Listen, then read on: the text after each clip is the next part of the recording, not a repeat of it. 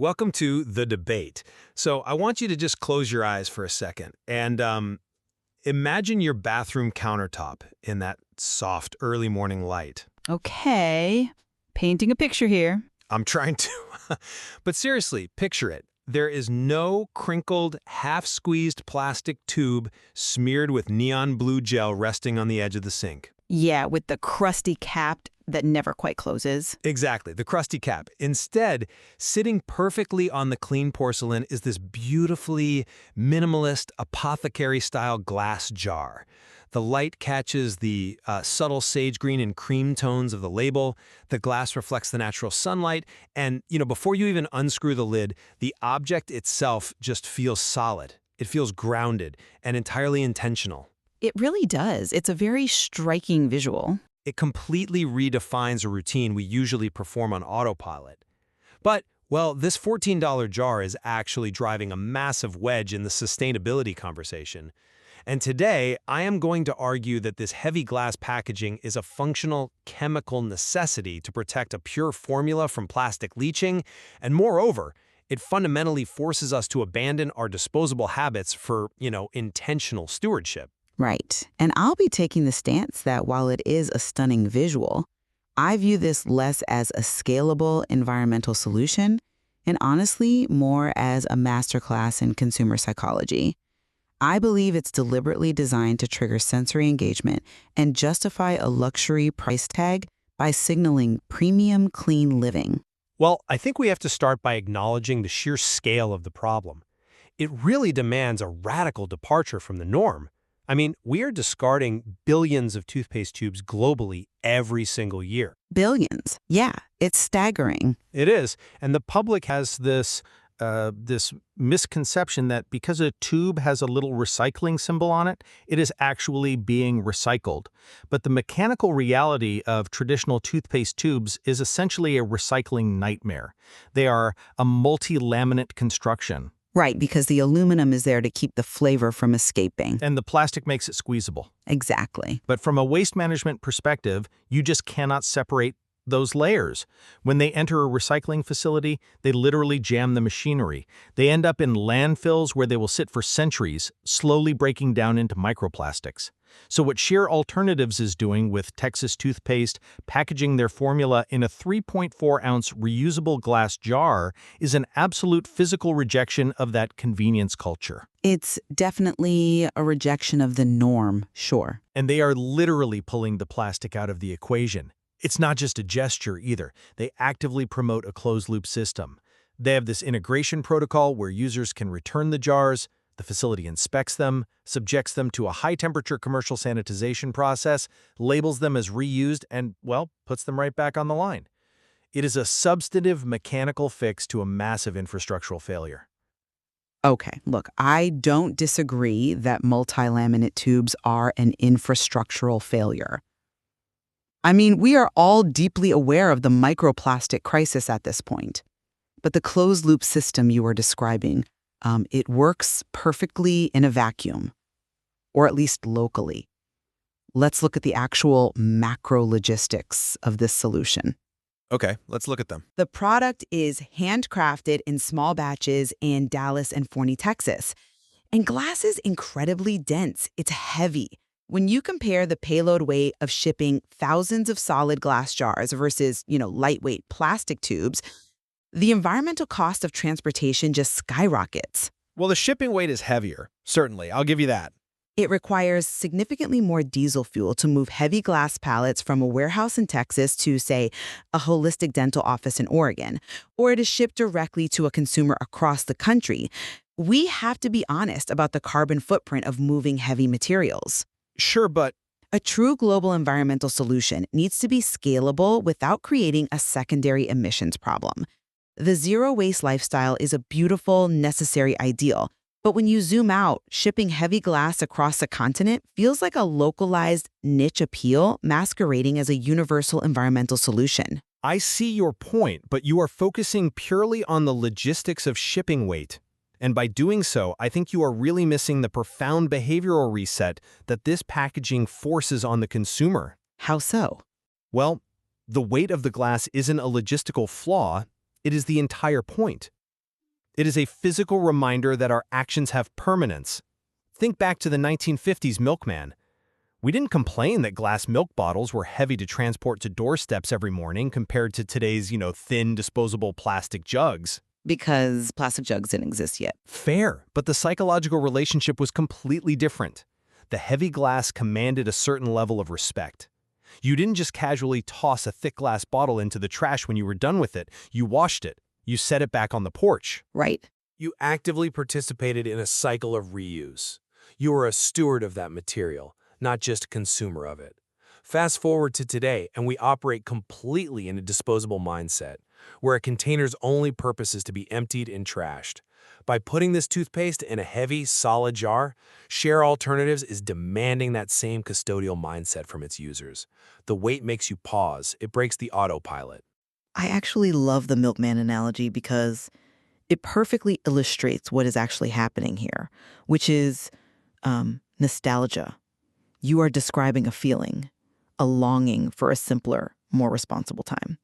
The weight of the glass makes the consumer feel like a steward. It doesn't just make them feel like one, it requires them to act like one. But it provides an immediate emotional payoff, and that physical weight you are praising actually causes a massive headache when it comes to what's inside the jar. Let's talk about the formula itself, because glass isn't just heavy, it completely alters the user experience of the paste. It does, but for the better. The formulation is the exact reason the glass is a functional necessity, not just an aesthetic choice. If we look at what is actually inside the Texas toothpaste, it is an incredibly pure, uncompromising profile. Right, the ingredient list. Yeah, you have organic virgin coconut oil, baking soda, organic birch-derived xylitol, organic peppermint oil, cold-pressed clove oil, and food-grade hydrogen peroxide. That is the entire active lineup. And it's an impressive list, I won't deny that. But the reality of that list is that without synthetic binders, you have a product that literally struggles to hold itself together. Well, conventional toothpastes rely on cheap synthetic stabilizers. The most common one is glycerin. Major brands use glycerin as a cheap paste maker to give the product that, perfectly uniform, smooth, shiny texture that slides right out of the tube. Which people are very used to. They are, but what most people don't realize is how actively detrimental glycerin is to oral health. It acts like a microscopic raincoat over your teeth. It heavily coats the enamel, which literally blocks the calcium and phosphate naturally present in your saliva from ever reaching the tooth surface to rebuild it. It prevents remineralization entirely. Wow, a raincoat. Okay. Exactly. So by completely removing glycerin, this toothpaste leaves the pores of your teeth open so the minerals and baking soda can actually do their jobs. Sure, removing the microscopic raincoat sounds fantastic on paper. But removing the glycerin and the artificial emulsifiers means you lose the structural integrity of the paste. Because it lacks those stabilizers, the natural oils, especially the organic coconut oil, will separate. They settle at the top when the bathroom temperature gets slightly warm. That's just the nature of raw ingredients. Right. But the formula can become loose, oily, and separated. It's a mess. If you bought a traditional tube of toothpaste and it squeezed out as a puddle of separated oil and gritty powder, you would immediately throw it in the trash. You would think it was expired or defective. You would throw it away because you wouldn't be able to remix it inside a sealed plastic tube. You can't stick a spoon into a tube to stir it back up. The wide-mouth glass jar solves that functional problem immediately. But it doesn't just solve the problem. It completely masks the flaw by calling it artisanal. This is the brilliance of the glass jar. The company takes a formulation flawless separation and leverages the packaging to make it feel like a premium experience. I wouldn't call it a flaw. By presenting this in a clear, minimalist glass jar, the act of opening it and having to actively stir the separated oils back into the baking soda doesn't feel like a hassle to the consumer. It feels raw. It feels real. The packaging transforms a functional inconvenience into the exact reason people buy it. But it is real. That isn't a marketing trick. That is the chemical reality of unadulterated ingredients. Consumers who seek out a product like this aren't being fooled into enjoying an inconvenience. They actively want the raw reality. And more importantly, you literally cannot put this specific formula in a soft plastic without creating a chemical hazard. Oh, you're referring to the essential oils. Yes, the cold-pressed clove oil and the organic peppermint oil.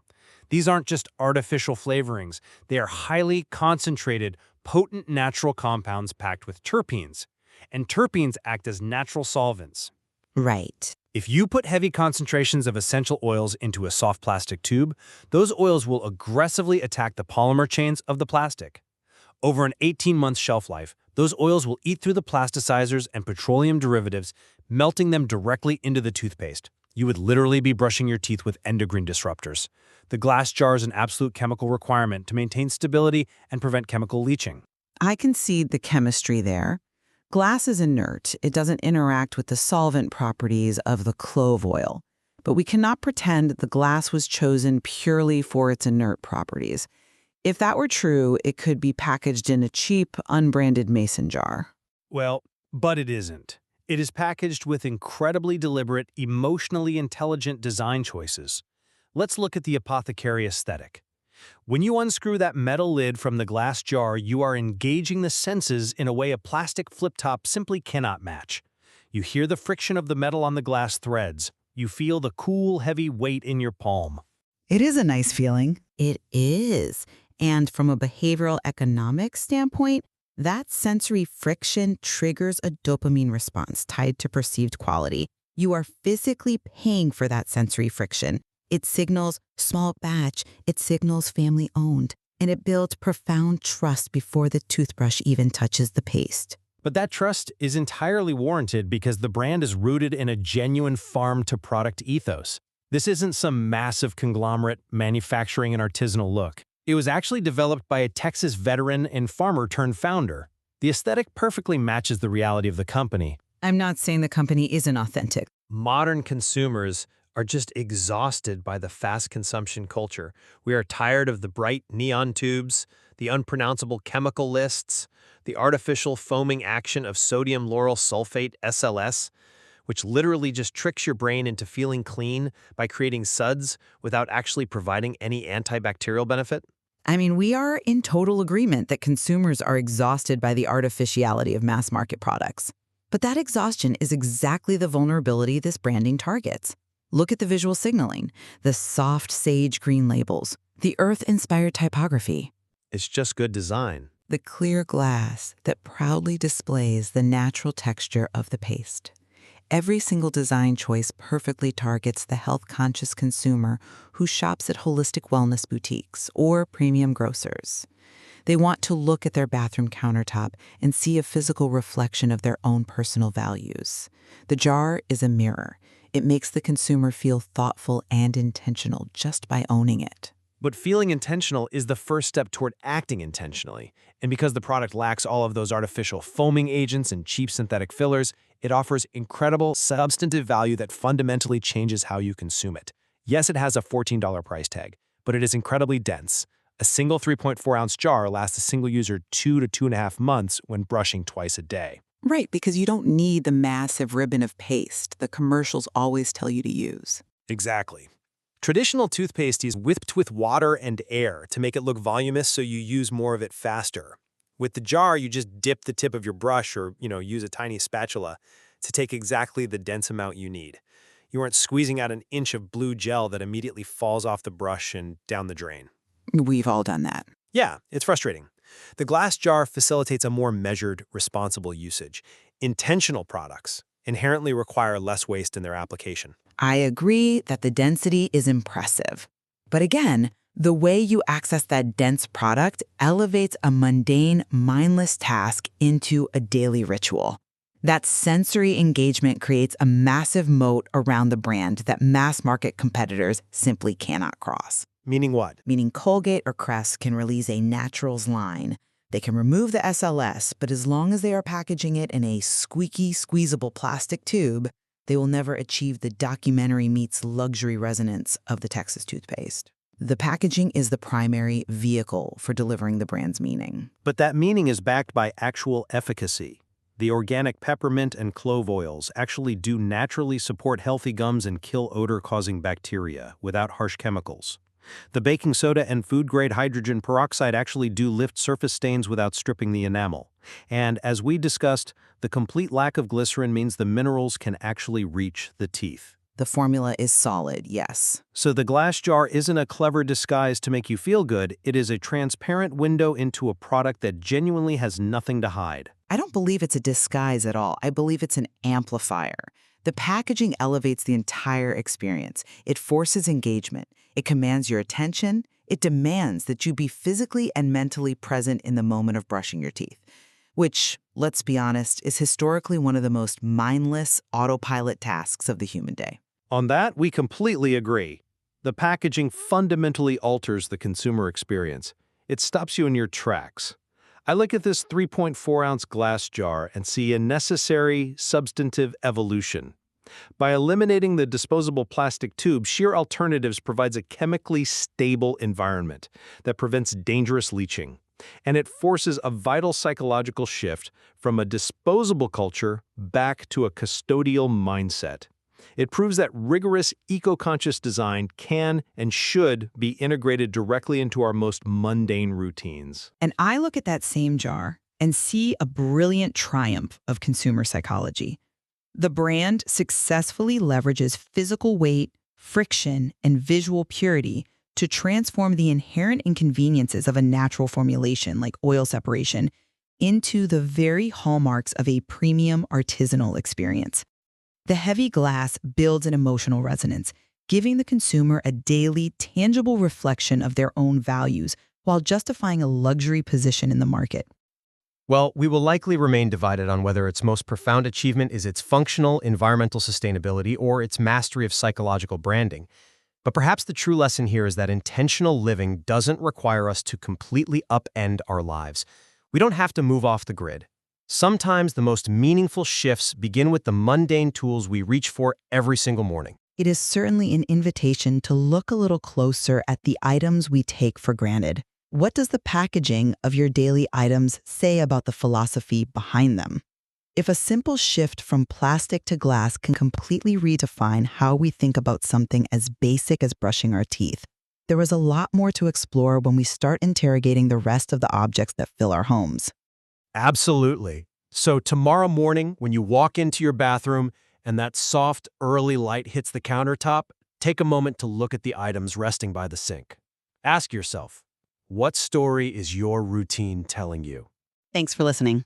Thank you for joining us on The Debate.